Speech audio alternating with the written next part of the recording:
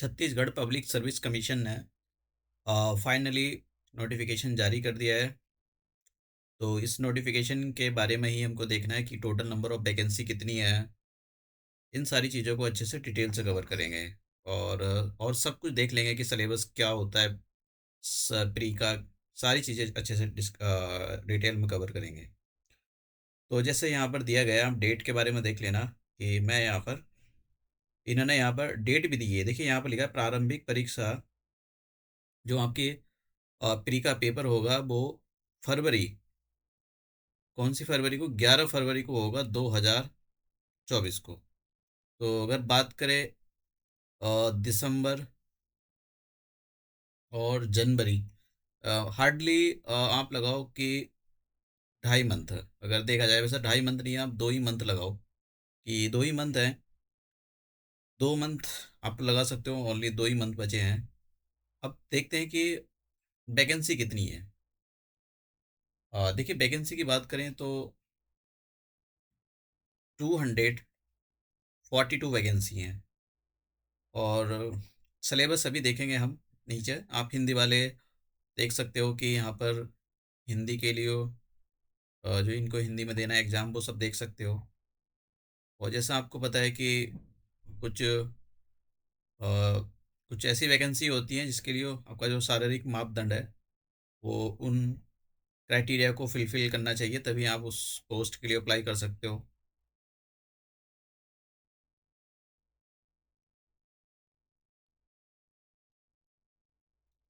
तो हाँ, तो ये हिंदी वाले यहाँ से पढ़ सकते हैं उसको। ठीक है, मैं यहाँ पर बात करता हूँ ये इंग्लिश। अभी दोनों में दिया हुआ है, बाइलिंगुअल है, हिंदी और इंग्लिश दोनों में नोटिफिकेशन है। तो जिनको हिंदी में पढ़ना है वो हिंदी में पढ़ सकते हैं, और जिनको इंग्लिश में पढ़ना है वो इंग्लिश में पढ़ सकते हैं। तो ये यहाँ पर दी गई हैं यहाँ पर कि स्टेट पब्लिक सर्विस और deputy collector, deputy superintendent of the police, ये सारी चीज़ें यहाँ पर दी गई है। तो ये इतना ज़रूरी नहीं है, मैं कुछ चीज़ें बताना चाहता हूँ। हाँ देखिए, कंडीशंस देख रहे हैं कौन कौन फिल कर सकते हैं। देखिए,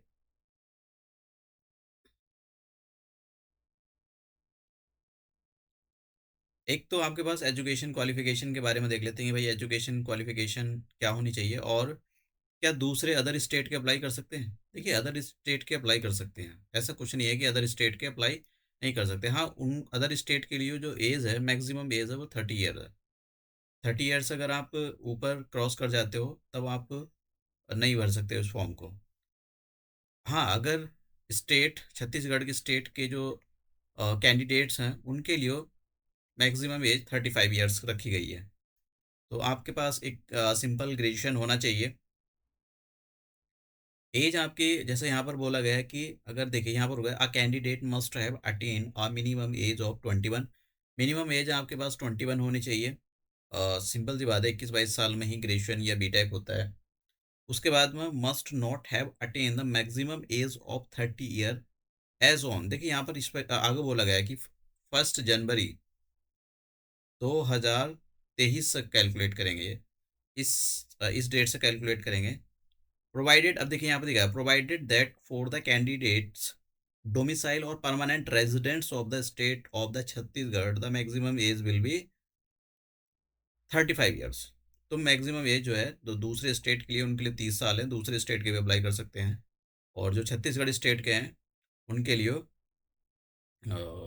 35 है। और हाँ, एज रिलैक्सेशन भी है। अगर अगर आप छत्तीसगढ़ के आपके पास छत्तीसगढ़ का डोमिसाइल है, आप परमानेंट रेजिडेंट हो छत्तीसगढ़ के, तो आपके लिए अलग अलग, आप जिस भी कैटेगरी में आते हो आपको एज रिलैक्सेशन दिया जाएगा। तो मेन चीज़ तो इसी के अंदर थी कि वह क्या दूसरे जो अदर स्टेट के होते हैं वो फॉर्म फिल कर सकते हैं या नहीं कर सकते हैं। अब अगर हम बात करें तो यहाँ पर ये कुछ, जैसे कुछ स्टैंडर्ड्स होते हैं कुछ पोस्ट के लिए, आपको पता है सुप्रिंटेंडेंट्स ऑफ द पुलिस की पोस्ट के लिए डेप्यूटी सुप्रिंटेंडेंट्स, तो वो सारे फुलफिल अगर आपको वो पोस्ट चाहिए होती है। जैसे यहाँ पर एक्साइज सब इंस्पेक्टर के लिए कितना दिया हुआ है, डेप्यूटी सुप्रिंटेंडेंट्स ऑफ द पुलिस, ये सारी चीज़ें अगर आप इन सारी चीज़ों को क्वालिफाइड कर पाते हो तभी आप इन पोस्ट के लिए अप्लाई करना, अदरवाइज आप मत करना। आप ऑटोमेटिकली रिजेक्ट हो जाओगे इन पोस्ट के लिए। हाँ, अब हम बात करेंगे प्री के बारे में, बात करेंगे मेंस के सिलेबस भी देखेंगे कि देखिए पेपर, अगर हम बात करें दो पेपर होते हैं प्री के लिए। प्री के लिए बात करें तो हम दो पेपर होंगे, पेपर वन और पेपर टू। पेपर वन का सिलेबस देखेंगे हम। पेपर वन का सिलेबस देखते हैं। हाँ, यहाँ पर पेपर वन का सिलेबस दिया है। देखिए पेपर वन में क्या होगा, पेपर वन जनरल स्टडीज़ का होगा, जैसा आपको पता है। जो जीएस होगा, मैं प्री की बात कर रहा हूँ यहाँ पर। ये जनरल स्टडीज़ का पेपर होता है, इसमें 200 मार्क्स का होगा, 2 घंटे का टाइम दिया जाएगा, 100 क्वेश्चन होंगे। और देखिए यहाँ पर इन्होंने पार्ट में दिया गया है, पार्ट दिया है, पार्ट वन और पार्ट टू। पार्ट वन में क्या बोला है, देयर विल बी 50 क्वेश्चंस, तो इस पार्ट से 50 क्वेश्चन होंगे। ठीक है। और पार्ट यहाँ पर, यहाँ ये बोला भी है कि पार्ट सेकंड से भी पार्ट जो सेकंड है, ये वाला जो पार्ट है, इससे भी 50 क्वेश्चन होंगे। देखिए जनरल नॉलेज ऑफ छत्तीसगढ़, मतलब क्या है, इन्होंने हाफ वेटेज दिया है नेशनल को और हाफ वेटेज दिया है छत्तीसगढ़ को। तो इस टाइप से क्वेश्चन पूछे जाएंगे, जैसे history of the Chhattisgarh, contribution of the Chhattisgarh in freedom movement, ये सारी चीज़ें आपसे पूछी जाएंगी। वहाँ की जोग्राफी, वहाँ का जो एडमिनिस्ट्रेटिव स्ट्रक्चर है वो पूछा जाएगा, इंडस्ट्री पूछी जाएंगी आपको छत्तीसगढ़ की, आपसे करंट अफेयर पूछा जाएगा छत्तीसगढ़ का। ठीक है, तो इसके अलावा 50 क्वेश्चन छत्तीसगढ़ के होंगे और 50 क्वेश्चन होंगे। देखिए उनका कहीं ना कहीं ये होता है कि भाई आप स्टेट, छत्तीसगढ़ के स्टेट के लिए अप्लाई कर रहे हो, तो आपको पता होना चाहिए कि भाई छत्तीसगढ़ वहाँ पर क्या सिस्टम है, वो सारी चीज़ों के बारे में आपको पता होना चाहिए। ऐसा नहीं होता कि दूसरे स्टेट वालों को ये इनका कोई रोकने का पर्पस होता है, ऐसा कुछ नहीं होता है भाई। आप सारी चीज़ें नॉर्म्स हो जाए, क्वालिफाइड कर जाओ, तो उनको क्या इन सारी चीज़ों से। याद रखना कि इसके अंदर निगेटिव मार्किंग भी है, 1/3 की निगेटिव मार्किंग है। ठीक है। और अगर आपने ठीक किया है तो आपको 2 मार्क्स मिल जाएंगे एक क्वेश्चन के, अगर गलत किया है तो 1/3 निगेटिव मार्किंग है। तो ये तो हो गई प्री के सिलेबस की बात। अब प्री का सिलेबस का जो आपका जनरल स्टडीज़ का, अब बात करते हैं मतलब सी सेट की, पेपर टू।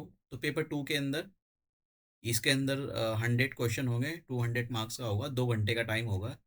और one each question carry 2 marks. वही निगेटिव मार्किंग वही रहेगी, 1/3 निगेटिव मार्किंग रहेगी। और क्या क्या पूछा जाएगा, देखिए इंटरपर्सनल स्किल पूछी जाएंगी, लॉजिकल रीजनिंग, जिसके अंदर decision making, problem, general mental ability, quantitative aptitude, basic numeracy, वही 10th के बेस पर जो भी होता है उससे पूछा जाएगा। जनरल नॉलेज ऑफ द, ये देखिए यहाँ पर लिखा है knowledge of the Hindi, knowledge of the Chhattisgarh. तो बस ये क्वालिफाइंग नेचर का होता है, तो आपको इतना कुछ करने की ज़रूरत नहीं है, यही छत्तीसगढ़ की नॉलेज भी नहीं है आप, तो आप क्वालिफाइड कर जाओगे। अब बात करें मेंस के सिलेबस की, बात करते हैं कि भाई मेंस का सिलेबस क्या होगा। तो मेंस के सिलेबस से पहले मैं आपको बता देता हूँ कि जिनको नहीं पता कि मेंस का सिलेबस क्या होता है छत्तीसगढ़ का, तो उनके बारे में बता देता हूँ। देखिए मेंस के अंदर छत्तीसगढ़ के अंदर एक तो पेपर वन होगा लैंग्वेज का पेपर, सेकंड पेपर होगा एसए का, पेपर थर्ड जनरल स्टडीज़ बोला जाएगा, paper fourth general studies second, paper fifth general studies third, paper six general studies four, paper seven general studies five. और interview होगा आपका 100, मतलब अगर बात करें तो 1500 का पेपर होता है टोटल मार्क्स का। लैंग्वेज का पेपर 200 मार्क्स का होता है, ऐसे भी 200 मार्क्स का होता है, अभी देखेंगे क्या सिस्टम है इसका। और जो paper third general studies one 200 marks का, ये सब 200 मार्क्स के, और यहाँ आपका इंटरव्यू 100 मार्क्स का होगा। ठीक है। अब जरा ये देखते हैं कि भाई इनका जो स्कीम है मेंस की, उसका क्या मतलब सिलेबस क्या है। हिंदी वाले देख सकते हैं अलग से ही। तो सबसे पहले मैं ये इंग्लिश में खोल रहा हूँ नोटिफिकेशन, इसलिए मैं बार बार बंद कर देता हूँ। तो ये भी देख सकते हो आप। अब हिंदी में देखिए, हिंदी में जो पेपर लैंग्वेज का पेपर होगा, पेपर वन लैंग्वेज का पेपर 200 मार्क्स का होगा, और 3 घंटे का आपको टाइम दिया जाएगा। इसके अंदर आपसे क्या क्या पूछा जाएगा, भाग वन के अंदर आपसे हिंदी पूछी जाएगी, और भाग टू के अंदर जनरल इंग्लिश, इसके अंदर कंप्रीहेंशन पूछा जाएगा, प्रिसाइज राइटिंग पूछी जाएगी, and rearrangement and the correction of the sentence कुछ गिवन होंगे, antonym synonyms, filling in the blank, correction, spelling errors, ये सारी चीज़ें पूछी जाएंगी। वोकैब पूछी जाएगी, यूजेस, ईडियम्स, फ्रेजेस होते हैं, ये सारी चीज़ें पूछी जाएगी। भाग 3 के अंदर आपसे छत्तीसगढ़ भाषा के बारे में पूछा जाएगा, जैसे छत्तीसगढ़ भाषा का ज्ञान, छत्तीसगढ़ी भाषा का विकास, इतिहास, ये सारी चीज़ें आपसे पूछी जाएँगी। तो इस केस में देखिए, मेंस के केस में फिर आप मतलब अब जो छत्तीसगढ़ के लोग हैं जिन्होंने छत्तीसगढ़ी पढ़ी है, तो वो तो कर पाएँगे, या जो आस-पास के बॉर्डर स्टेट हैं वो कर पाएँगे, लेकिन दूर के स्टेट उन्होंने तो छत्तीसगढ़ी नहीं पढ़ी होगी ना, तो उस केस में फिर यहाँ पर हर्डल आ जाता है। डायरेक्टली मना नहीं करा है कि आप भी दूसरे स्टेट के नहीं कर सकते हो, लेकिन आपको अगर बनना है तो आपको छत्तीसगढ़ी भैया लैंग्वेज आनी चाहिए। बात करें पेपर पेपर सेकंड की, ये ऐसे का पेपर होगा, 200 मार्क्स का होगा, 3 घंटे का टाइम दिया जाएगा। इसके अंदर भी देखिए 2 पार्ट होंगे। जैसे यहाँ पर इंटरनेशनल और नेशनल लेवल से ऐसे लिखने होंगे, और देखिए यहाँ पर बोला गया है कि 4 problems will be given in the part, candidate will have to write 2 ऐसे, मतलब जिसके अंदर क्या होगी, 4 प्रॉब्लम होंगी। इस 4 प्रॉब्लम में से 2 पर लिखना होगा आपको, ठीक है? और कितना मतलब 750, मतलब 800 तक बढ़ कम वो कर सकते हो, ज़्यादा मार्क्स के 50 मार्क्स का होगा हर एक, ये भी 50 से भी 50, ठीक है। उसके बाद में दूसरा आता है छत्तीसगढ़, इसमें भी यही होगा। दूसरे वाले पार्ट में 4 ऐसे गिवन होंगे, आपको कोई सा एक चूज करना होगा, और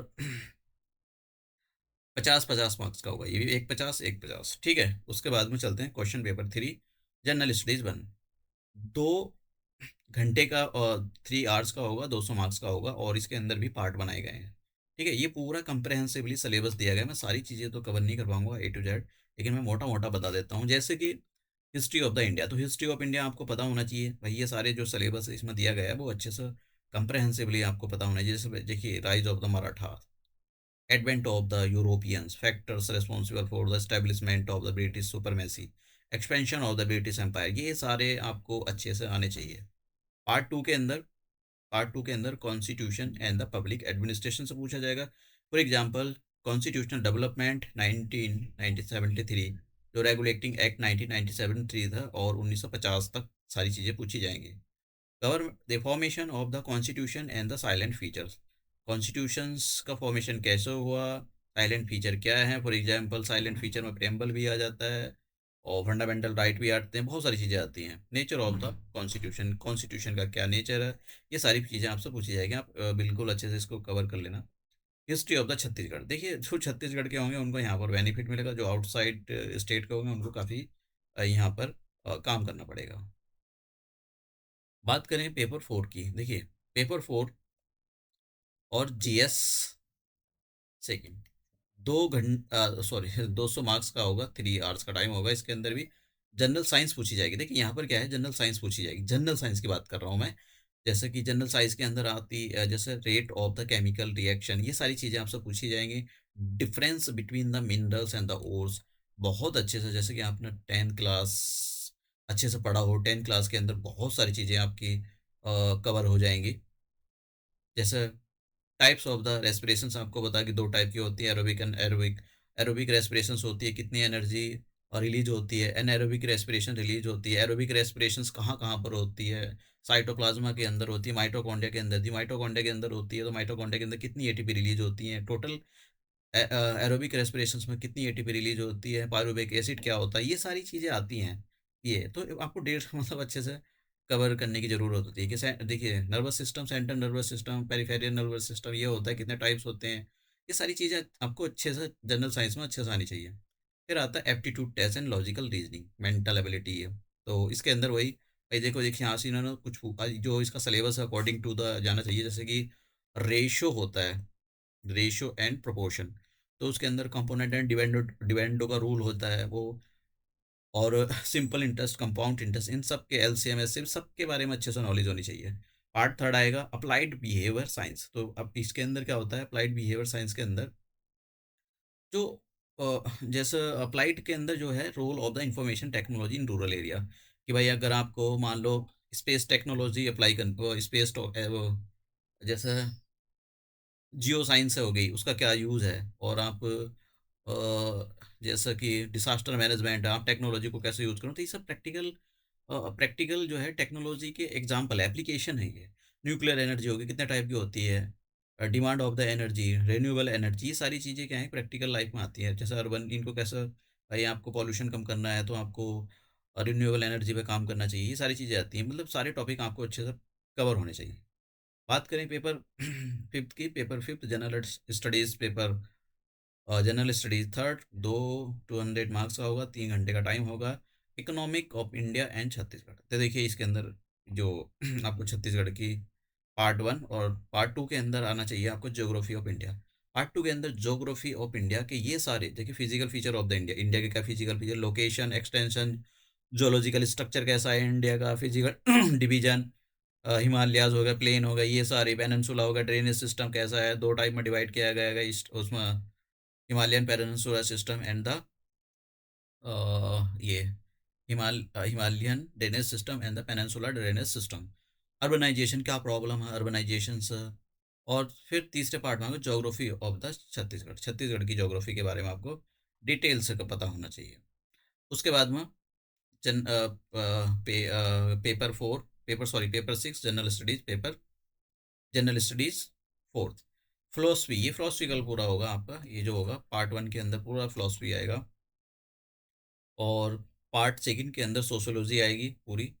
तो और पार्ट थर्ड के अंदर social aspect of the Chhattisgarh, तो ये छत्तीसगढ़ के एस्पेक्ट आपको पता होना चाहिए, जैसे ट्राइबल सोशल ऑर्गेनाइजेशन, मैरिजेस क्या होती है उनकी, फैमिली, क्लैंस, यूथ, कैसे कैसे उनमें डेमोक्रेसी, ट्राइबल डेवलपमेंट कैसे हुआ, हिस्ट्री, प्रोग्राम्स, ये सारी चीज़ें आपको अच्छे से पता होनी चाहिए।